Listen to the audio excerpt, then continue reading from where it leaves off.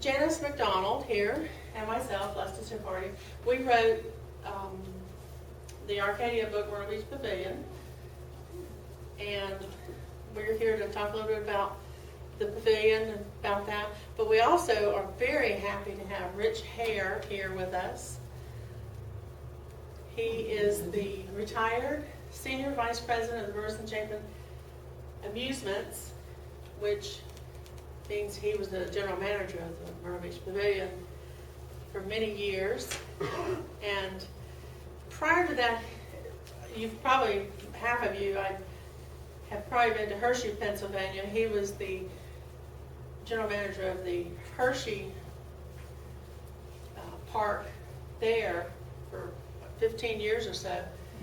So we're not going to talk about that today, but he's probably got some funny stories to tell you about that too. But anyway, here we are. We're going to talk a little bit, tell you some stories, and if you have any questions, please ask us, because I want this to be very informal, but I want you to have a lot of fun with it, okay? Thank you. Thank you. Well, I mean, how many of you grew up here? I mean, I recognize some people. How many people just vacationed here? How many went to the pavilion? We all did. Oh, not everybody. She's not raising her hand. What? Oh, yeah.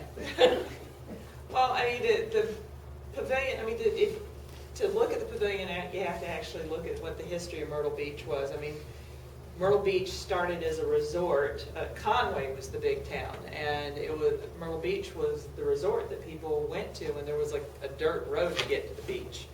And the first hotel was a seaside inn, and they built the first pavilion as a place to kind of help entertain people that came and stayed at the seaside inn. For the most part, people would come to Myrtle Beach and then spend the day and go back to Conway. There was a railroad that would I mean, that was the trip. It just came back and went. It was like an hour or more if you came by like the first cars. If you took a wagon, it took much longer. So they built the inn so that people could actually stay. And the first pavilion was a little wooden pavilion that was open air, and they would have musicians play.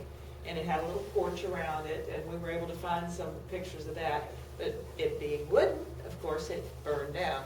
And there were several pavilions, and they all burned down. They kept getting bigger and bigger because Myrtle Beach kept getting bigger and bigger. And the pavilion that we came to know and love, they finally decided they needed to build something that wouldn't burn down, basically. And so they hired James Cooney, who actually my mom and dad lived next door to, and I'm named after his daughter, Janice Cooney. And so they hired Mr. Cooney to build something that not only would withstand fire, because we were in a hurricane zone, they wanted something that would, withstand a hurricane if it had to. So they drew up the plans for it, and of course the war hit, and for a while there was no pavilion whatsoever. There were amusements that were across the street from where the pavilion had been, and they built the pavilion in 1948, 49. And then it got tested by Hurricane Hazel in 54, which came in. It was built to withstand 150 mile an hour winds, and Hazel had 140 something. Yeah. And the pavilion was pretty much the only thing left intact. It blew out the windows, but it was... What they would do is, the way it was designed, they would open the doors. So if need be, the water could just go through it instead of destroying it. Well, and and those who went to the pavilion, it wasn't air conditioned. I mean, it had that sea breeze that would come through, and you could go in there any time of year, and it was cool. I mean, it just, the wind would just blow right through. It's like a cave. I grew up, and my mom still lives on 29th Avenue, and that was like our thing. We would walk down the beach to the pavilion. I mean, we never sat on the beach. We just walked down the beach, and we'd go to the pavilion, and we, tuck a little money in our bathing suits and play the games or whatever, and then come back. And that was the thing that we always did when our cousins came into town. I mean, Mom wouldn't exactly take us to the pavilion on a regular basis. It was always something that when people came into town, but I have to tell you that growing up, I rarely slept in my own bed because we always had people staying at the house and coming to visit, and the pavilion was just always there. And Sue and I grew up together, and I mean, we've been best friends since 3rd grade. And so when they took down the pavilion, we started talking about it, and as you've seen, Sue loves history, and she here at the library, she really makes sure that history doesn't get lost. She takes oral histories. She really does a lot making sure that things are preserved. And we started talking about we need a book about the pavilion. So we came up with this idea to do this book, and we had the best time. It was, we put it out on Facebook. We're sending emails to people. We're like, who's got a picture of the pavilion? And I mean, everybody had one, but not everybody went and got them. But we did have a few people crawling around in the mother's attics, and I mean, I'm going through our drawers. I found a picture of my half brothers, of them down at the pavilion. Sue has all these pictures of her mom in jail at the pavilion, because they had a photo booth there that they had different backgrounds. That Mother in jail. Yeah, Exhibit A. Mother Here in she jail. is. She's out of jail now. That seemed to be the favorite. We kept getting pictures of people with their parents in jail. There was one with there was one background where you could be in a boat, and there was another one where you could sit on a moon. Mm-hmm. And those were the 3 backgrounds. So those were the popular ones we got. But when we started doing this, it was just so much fun because everybody had a story. So we raided the archives here at the library.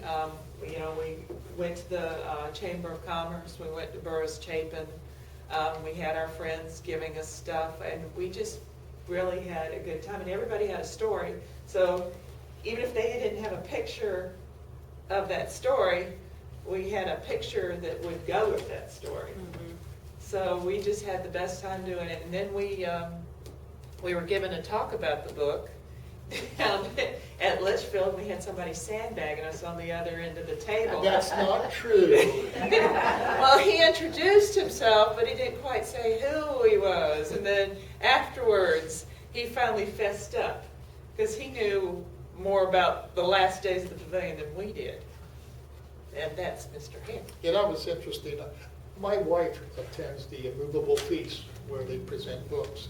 And she invited me to go along to one because she said it's a book about the pavilion. I said, I'll go. And there was assigned seating. I walked in, and then I think Petra said, the tables are over there. So I went and sat down. And then these 2 ladies were at our table of 8 or 10, and they got up and made a presentation on the Myrtle Beach Pavilion. They had no idea who I was, and I had no intention of even telling them who I was, other than my name's Richard.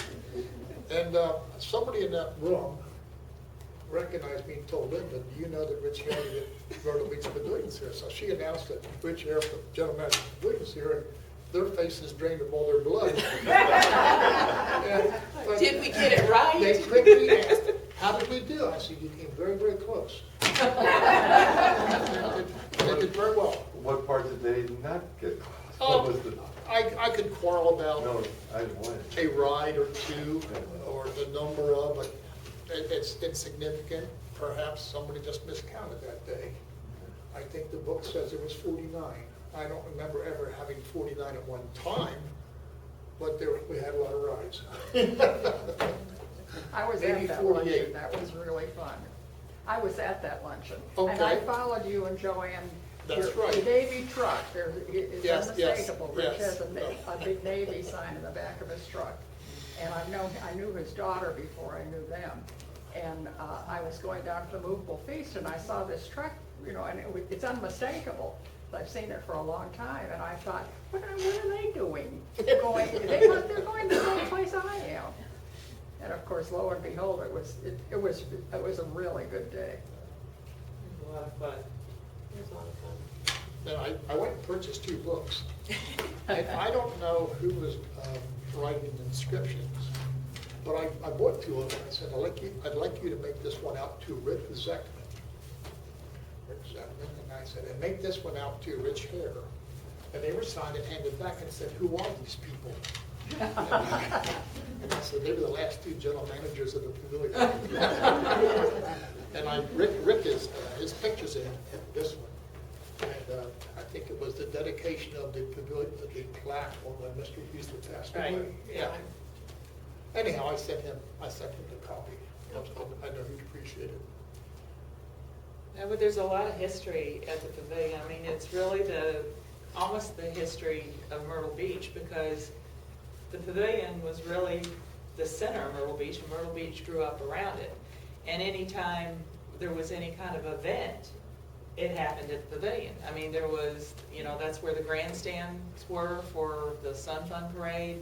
That's where the air show was. That's where the sandcastle building contest was. That's where, they had beauty pageants upstairs at the Magic Attic. They had, that's where people went to go shag. There were shag contests. There, whenever the national media came, that's where they went. And that's where, when people, not a lot of movies to be shot around Myrtle Beach, but that's where they shot them, was at the pavilion. That's why they came, because it was such a unique place and there was so much history there. The city and the Chamber of Commerce and almost any organization that wanted or needed something leaned pretty heavily on the pavilion and its staff to lend a hand. And we did every chance we could. And interestingly, the Sun Fun Festival, that block between 8th and 9th Avenue, that's still state highway. But if it ever got painted with the crosswalks and the curbs, it was the pavilion staff that did that. And it was Jimmy Lake and his staff used to do that. And my first year here, I'm asking, why are they painting the highway? And I said, well, just something we do. Because we want the pavilion to look good for the Sun Fun Festival. And I watched my guys out there, they had a little roller on a long pole going like this across the street, and I'm on the upper deck looking down, and all I see is jagged lines. I called them all together, and I says, please understand something. I'm an ex-Navy guy. I have no room for errors. From now on, all lines will be straight, and all circles will be round. Does anybody here have a chalk line? They said no. So I went to lunch, and I came back, and here are the guys out. They have a long board. There's a guy standing on each end of the board, and they're running a roller by the board so it doesn't make a jagged edge.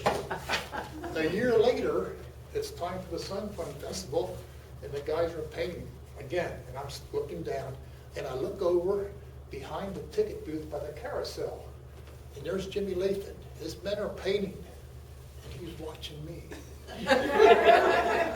And he says, get a chalk line! We got a chalk line and we got paintbrushes. Then it became the arrows. And I noticed all our arrows had big rounded edge fronts. And I said, haven't you guys ever been to a cowboy and Indian movie? Have you ever seen an arrow? They have points. And Jimmy said, well, how do we get into the itty bitty point? And I said, you get an itty bitty brush. And from then on the parking deck and anywhere on the ramps to the rides, all the arrows had points. It took them a while to adjust to me. It took me a while to adjust to them. They meant to please me so severely, I dared not think out loud. Because if I thought about doing something, but I want to think about it, tomorrow morning I'd come to work, it would be done. So I learned to temper my out loud thinking. It was an excellent crew. They were such nice people. I had a tough time, and they had a tough time, but we saw eye to eye. In the short run, it was a little bit difficult, but I learned to appreciate and love that crew that worked over there, every one of them. They were super. They would never let me down, and I would never let them down. I have a question. Don't you think it was a mistake to take it down? He's got cameras. There's cameras and sound equipment running here. I've had many discussions with Edgerton Burroughs with regard to that very thought. And I believe he would say, and he would tell us if he was here today, it may be one of the biggest mistakes that Burroughs and Chapin has made. There were reasons it was taken down, but I don't think it's for public consumption. At least from me. Thank you. Well, I won't say who. Well, But we were actually at a signing right after the book came out, and a member of the family came up to us and said, we voted against it, we were dead set against it, we didn't want it to happen. But You're gonna outvote it. it got outvoted. It lost money. And it lost money. There are things about amusement parks that cannot be changed. They are labor intensive and they are capital intensive. If you can accept both of those and don't try to change it, your parks will be extremely successful. There are a number of parks in the United States that were purchased by non-park operators. And they were purchased because they saw the cash flow. And the first thing they saw was, gee, if we can reduce labor or capital, we can even make more money. And you mess with the labor and you mess with the capital, and pretty soon you have destroyed your cash flow. Your net income goes to pieces, and you wish you hadn't done that. And something similar, in my opinion, happened at the Pavilion. My staff, and I had a very good crew, there's about, at a major amusement park, you have about 15 disciplines that it takes to run it, when you begin with insurance, administration, food and beverage, entertainment, ride operations, safety, security, sales, promotions, advertising, marketing. And you need to have pretty strong people in all those categories. As a general manager, it's very difficult to be the expert in 15 areas. I tried to be the expert in 5. I tried to be very conversant in 5 more. And the other 5, I just hired someone to do it and took them at their word. If whatever they said, I had to believe it and trust. And if it goes wrong, it'll still be my fault, because whatever happens there, it was because I allowed it to happen.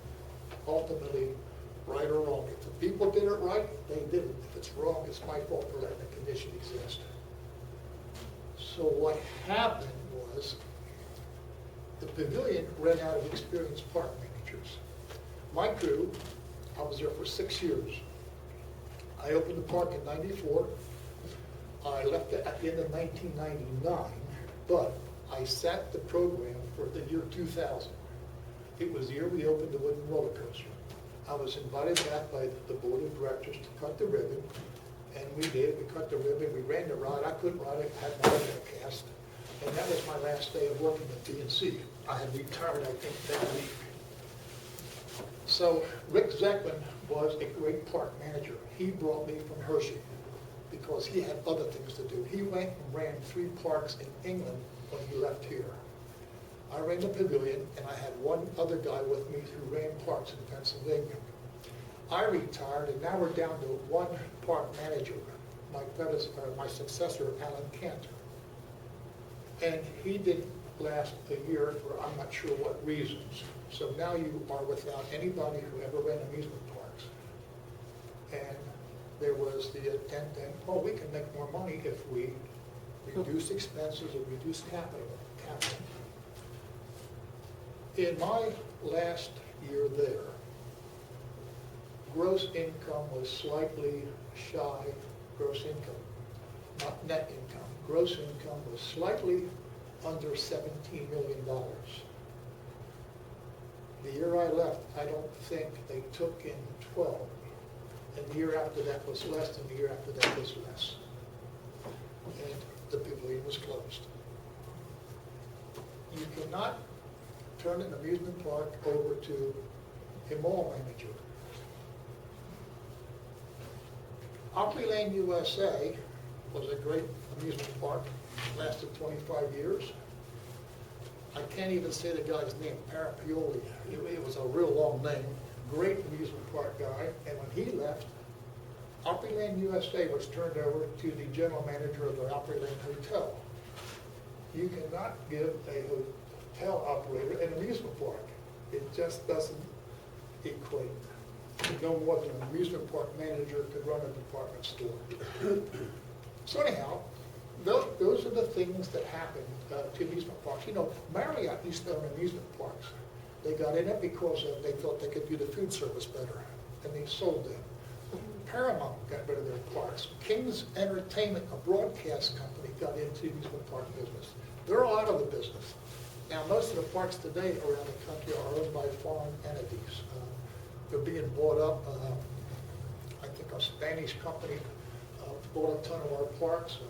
One of the best parks in the United States, in my opinion, is Cedar Point in Sandusky, Ohio. The Cedar Fair guys. Dick Kinzel. That park wasn't doing well, but Dick Kinzel grew up in the park business. He was a youngster. I think he came up in the food business. He got a bunch of guys together one day and bought out Cedar Point back around the early 70s.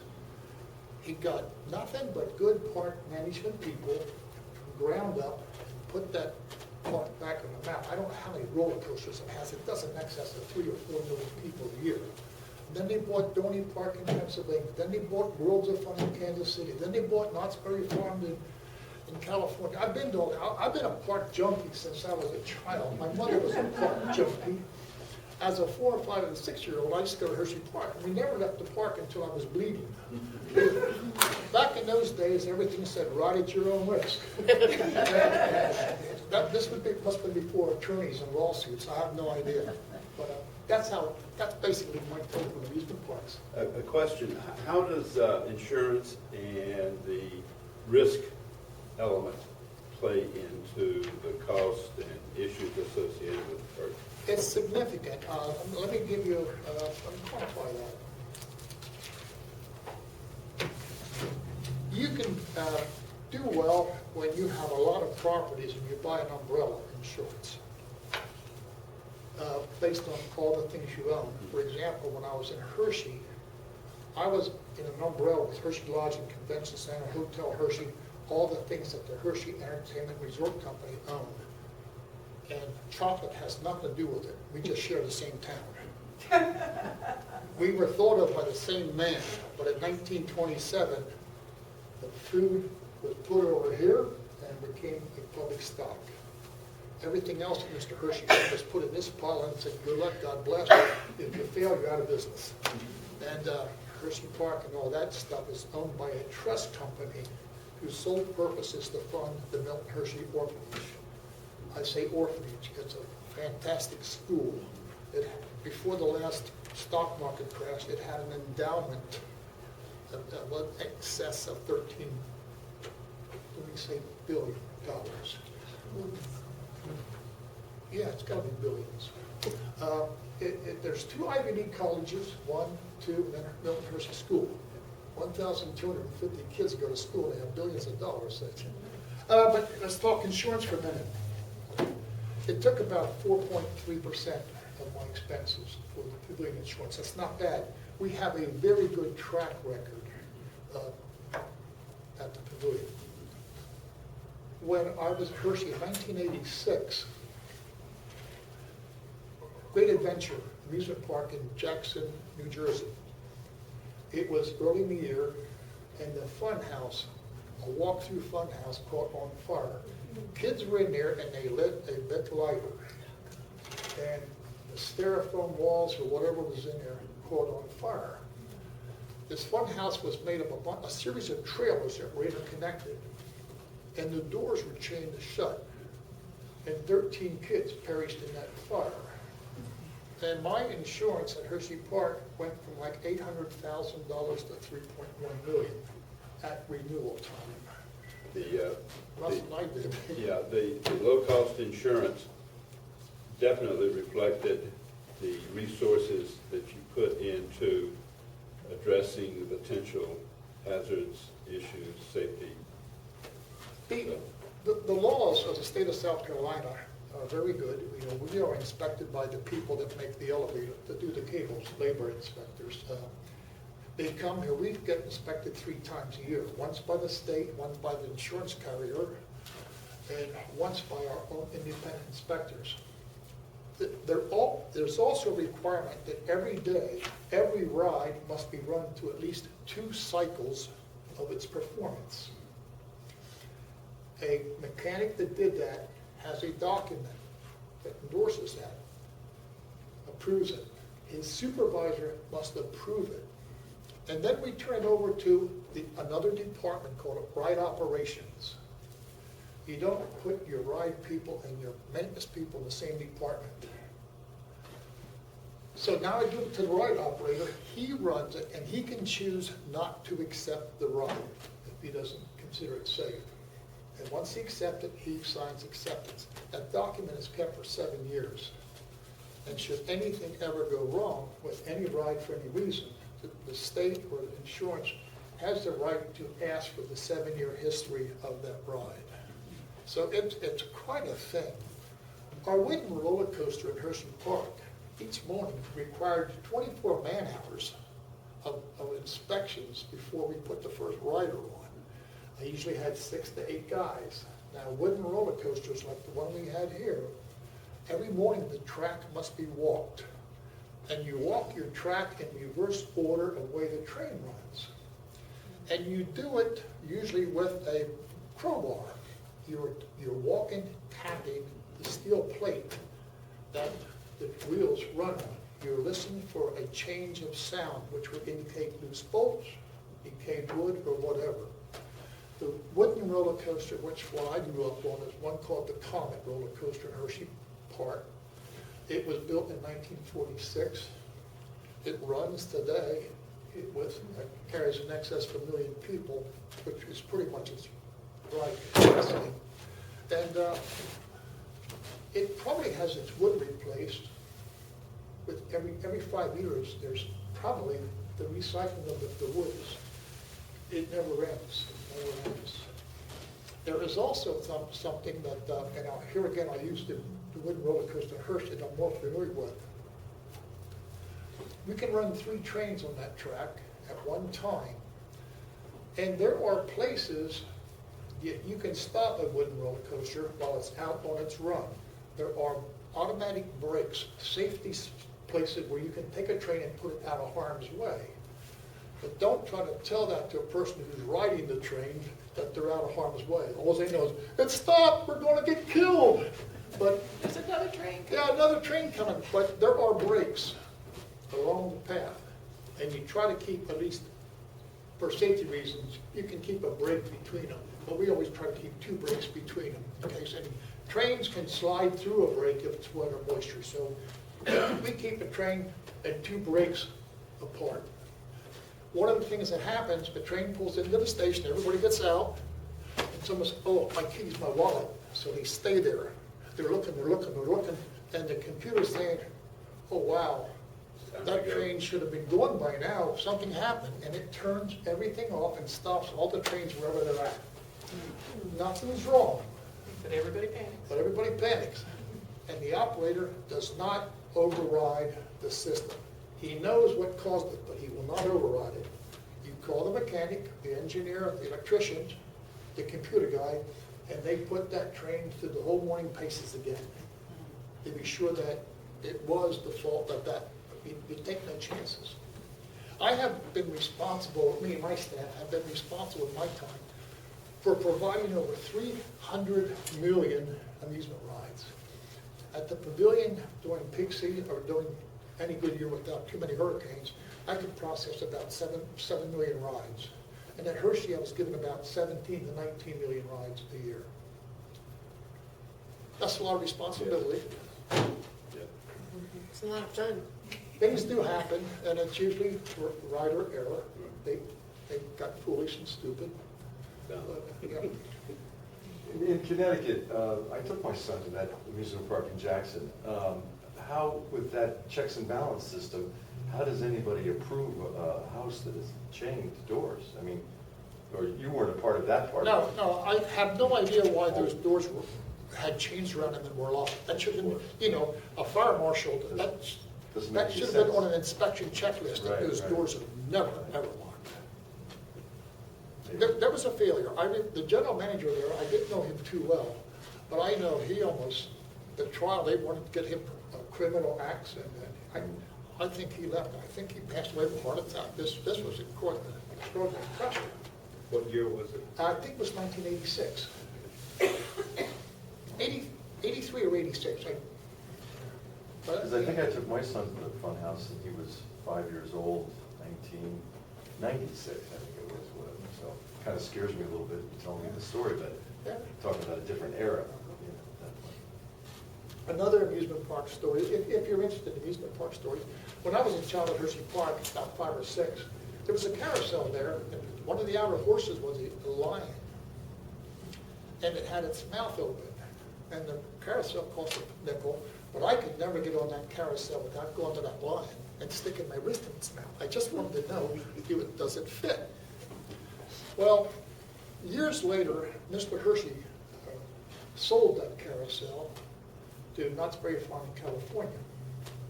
And they took it apart, packed it in, the animals, packed it in wooden crates, padded it with straw. You know you can't take straw in California. They got to the border of the truck and had to unpack all the animals. I have no idea what they did with it, but anyhow, the animals had to be taken in individually without the straw in their boxes, whatever. And then in 1987, I went out there to a convention at Knott's Berry Farm, and there was the carousel. It still runs. And of course, you know what I did? I walked up to the lion and stuck my left wrist in his mouth. It still fits. Let me ask you a question about a current event. And if you choose not to answer this, that's fine. What's your opinion of these slide wires? Oh, the zip lines? Zip lines. I guess they're amusing, but if I'm going to do a zip line, I want to go over a canyon or I want to go over a lake. I just don't want to go to my backyard. How are the safety issues regarding those things? I don't see a problem with that. That will also be determined by the state. It's the Labor and Licensing and Regulations Bureau. There's a nice little green book. I still have one on my desk at home.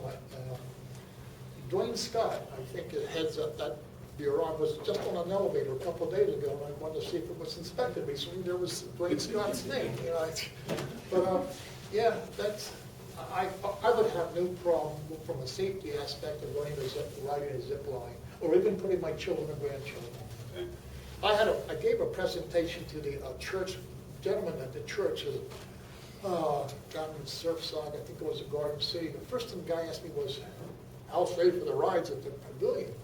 And I said, "Guess where I take my children and grandchildren when they visit?" Enough said. And someone said, "Well, they're just carnival rides." I'll tell you what, a carnival ride requires more inspection, more service, and is more durable Because they're portable. than another ride. So, and every time they move, they've got to be inspected again and again. So I have never had a problem fearing for the safety of amusement devices in states that have inspection laws. What would your comments be regarding the economics of a zip ride? Given my choice of a zip line or an amusement park, a zip line can't do anything near. Every time I drive by 8th and 9th Avenue, I look up there, there's nobody on it. I took an offer to Burroughs and Chapin regarding that property.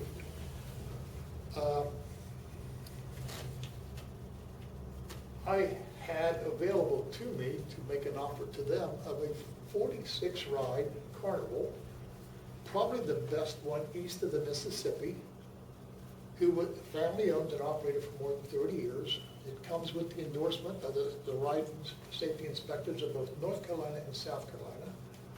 And they wanted to look to sit the carnival down for a minimum of 5 years. And I thought, oh boy, deja vu. Houston Brothers, we can do this all over again if we wanted to. And I took it to the powers to be, and they said, nah, we would like to go with the wow factor. We're going to go with the zip line. So that was that. They have their Well, wild. these are the same people that closed the pavilion. These are the same people that rent.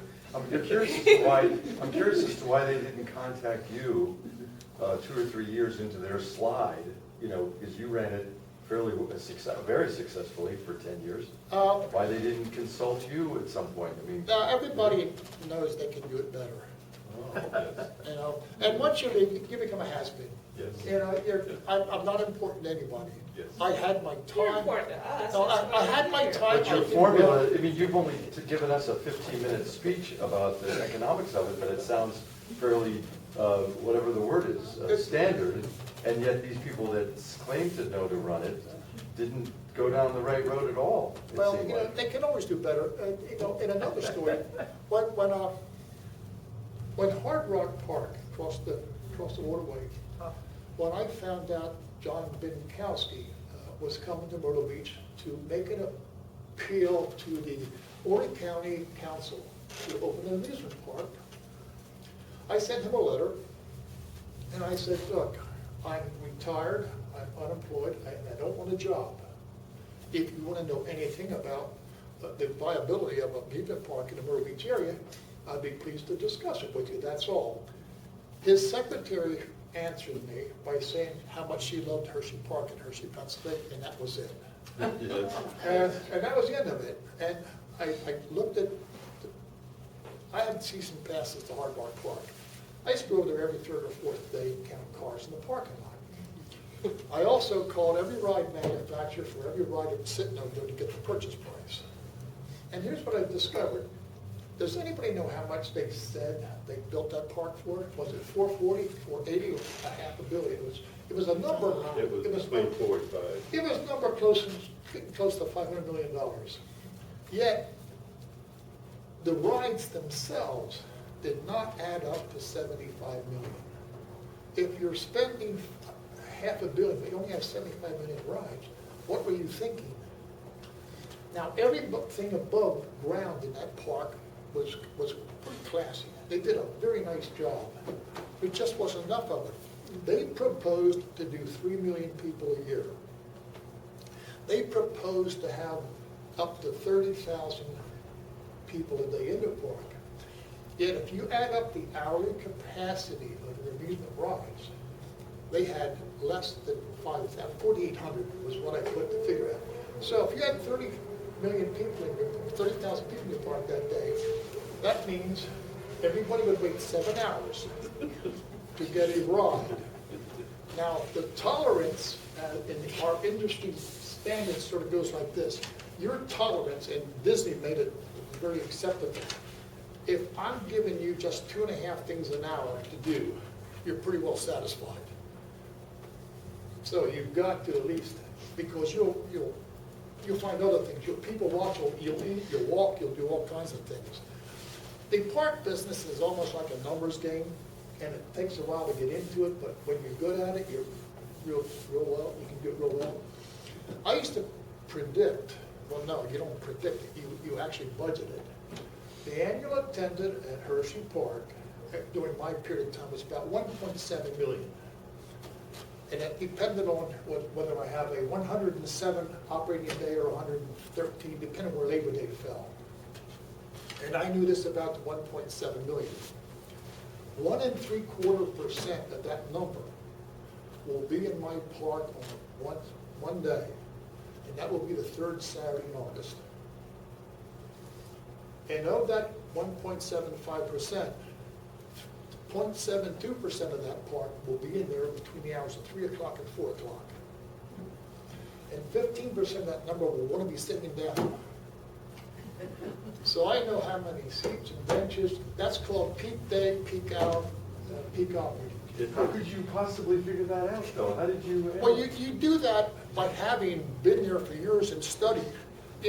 You mathematically sit down and figure that all out? Oh, yeah, see, you budget, you plan. The computers do that for you. Oh, okay. No, well, No, I'm fascinated by the number of people that are going to sit down Well, you Three know, to four, the gen- third Saturday of August. Generally speaking, Wow. that's the way it happened. And, I'm you know, fascinated by if it. you do your math and you say, well, I was right again, or, you know, Right. you could be 10 people off, you know, Yeah. like the third week in July, I'm gonna have 170,000 people at Hershey Park. And your finance, you send you your weekly report, and there was 170,001. And I said, that's the day I took my mother. I should have left her at home. But That's the value of good record keeping. you're absolutely right.